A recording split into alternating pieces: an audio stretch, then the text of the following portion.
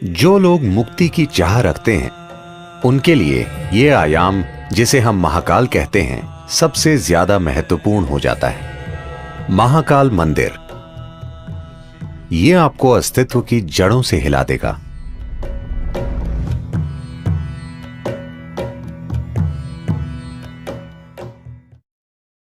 शिव एक ऐसे देवता हैं जिन्हें नाम नहीं देना चाहिए, क्योंकि उन्हें नाम देना उन्हें सीमित और छोटा करने जैसा है।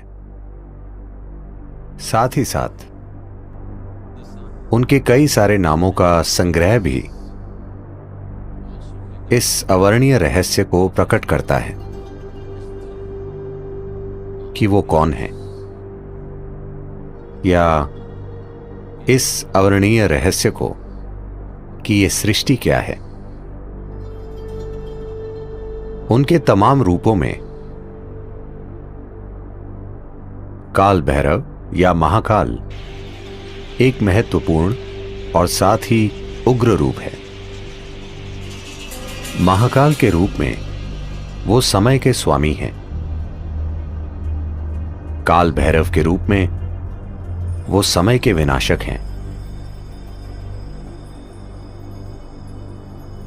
Kala means time. काल का अर्थ है समय। समय का आपको जो अनुभव है वो बस अस्तित्व का चक्र में घूमना है। पृथ्वी एक बार घूमती है, वो एक दिन होता है। चंद्रमा पृथ्वी का चक्कर लगाता है, उसे एक महीना कहते हैं। पृथ्वी सूर्य का चक्कर लगाती है, वो एक साल हो जाता है। हर चीज जिसे आप समय मानते हैं, आपकी घड़ी भी चक्रों से जुड़ी है। हर चीज जो भौतिक है वो चक्रीय प्रकृति की है। अणु से लेकर ब्रह्मांड तक हर चीज जो भौतिक है वो स्वाभाविक रूप से चक्रीय प्रकृति की है, और अपने भौतिक अस्तित्व के कारण और आप जो हैं उसकी भौतिक प्रकृति के साथ आपके जुड़ाव के कारण आपको समय का बोध है। अब आप यहां बैठे हैं क्योंकि आपके पास एक शरीर है, इसलिए वो समय का हिसाब रख रहा है। जब आप जीवन की चक्रीय गति से मुक्त हो जाते हैं तो हम कहते हैं कि आपने मुक्ति पा ली है या मोक्ष पा लिया।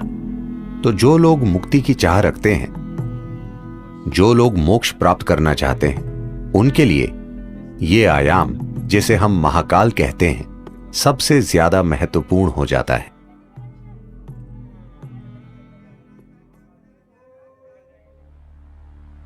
एक बार ऐसा हुआ, महान संत Shukracharya, Who was the guru for all the demons? जो दानवों के गुरु थे, उन्होंने शिव की भक्ति में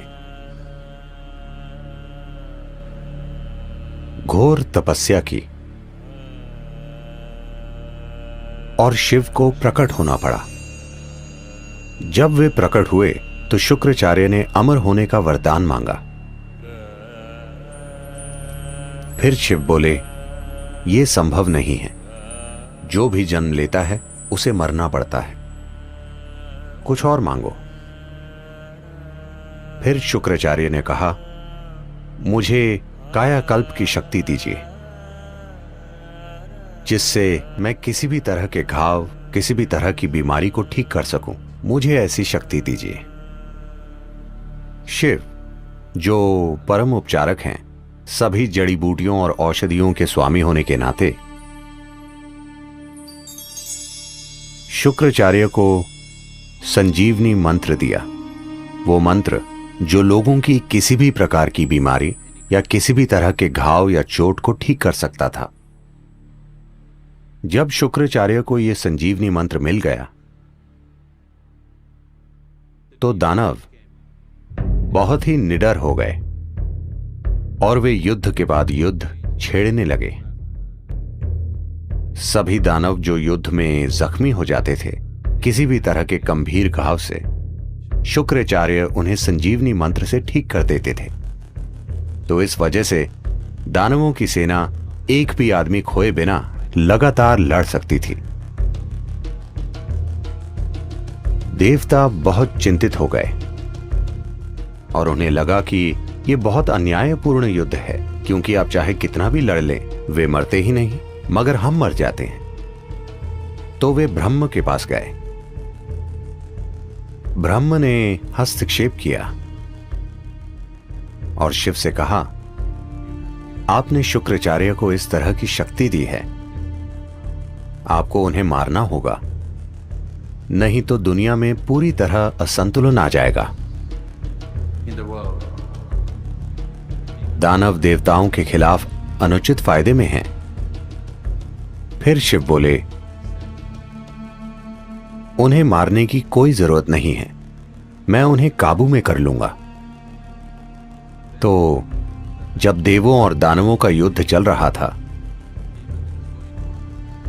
शुक्राचार्य मंत्र पढ़ रहे थे और सभी दानवों की चोटों और घावों को ठीक कर रहे थे। तभी सीमा के पार से एक खतरनाक जीव, एक राक्षसी जिसका नाम कृतिका था, एक भयानक रूप में प्रकट हुई। वो शिव की एक गण थी। उसने आकर शुक्राचार्य को अपनी कोख में खींच लिया और वे वहां एक भ्रूण की तरह रहे और वे काबू में आ गए। फिर देवताओं और दानवों के बीच संतुलन कायम हो गया। अधिक उचित और न्यायपूर्ण युद्ध लड़े गए। फिर ब्रह्म बहुत हैरान हुए और उन्होंने सोचा, सिर्फ महाकाल ही ऐसा कर सकते हैं। इंसान को मारे बिना वो पूरी तरह उसके जीवन को काबू में कर सकते हैं। शुक्राचार्य कृतिका की कोख में ही रहे और संजीवनी मंत्र बेकार हो गया।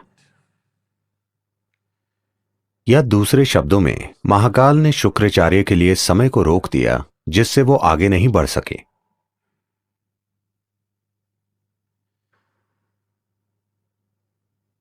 जब हम परे जाने की बात करते हैं, जब हम आध्यात्मिकता, योग की बात करते हैं, हम देखते हैं कि किस तरह समय और स्थान की सीमाओं से परे जा सकें, क्योंकि समय और स्थान अस्तित्व की भौतिकता से जुड़े हैं। एक बार आप आध्यात्मिक होने की चाह करते हैं, उसका यह अर्थ है कि आप भौतिक से अधिक कुछ होने की चाह कर रहे हैं। एक बार आप भौतिक से कुछ अधिक हो जाते हैं, That means you are aspiring to be beyond. उसका अर्थ है कि आप समय और स्थान की सीमाओं से परे जाना चाहते हैं।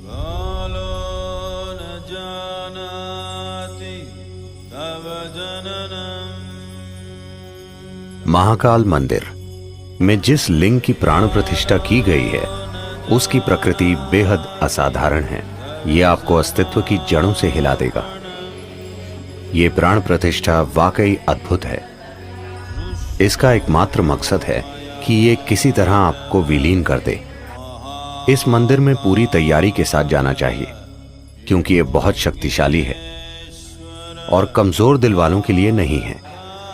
यह आपको अंदर से हिला देता है। हर दिन महाकाल को जो भेंट अर्पित की जाती है, वो शमशान से लाई गई ताजा राख है, क्योंकि उन्हें यही पसंद है और वो जैसे हैं उन्हें वैसा बनाए रखती है।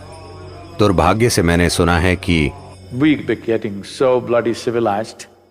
हम इतने सभ्य होते जा रहे हैं, अब शायद कुछ आंदोलनकारियों के विरोध के कारण वो शमशान की राख का इस्तेमाल नहीं कर रहे हैं। दुर्भाग्य से वो गाय या बैल के गोबर का इस्तेमाल कर रहे हैं।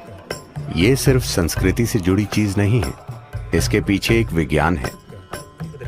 अगर हम शमशान से राख लाएं और कोई दूसरी राख लाएं, मैं आपको दिखा सकता हूं कि दोनों में क्या फर्क है। अनुभव के स्तर पर दोनों में बहुत बड़ा अंतर है और यह बहुत महत्वपूर्ण है कि इस प्रक्रिया को जारी रखा जाए, क्योंकि महाकाल का स्वभाव यही है। इस महाकाल रूप की मौजूदगी ही ऐसी है कि आपके वहां जाने पर सब कुछ विलीन हो जाता है, सब कुछ जलकर राख हो जाता है। इसका अर्थ है कि आप भौतिक से मुक्त हो जाते हैं। यह आपको परम मुक्ति की ओर ले जाता है। अगर आप इसे कोमलता से करना चाहते हैं तो हमारे पास यहां सब कुछ है। अगर आप उसे जबरदस्त तरीके से करना चाहते हैं, अगर आप वाकई जोर का धक्का चाहते हैं और आप कमजोर दिल वाले नहीं हैं, तो महाकाल मंदिर एक अद्भुत प्रक्रिया है।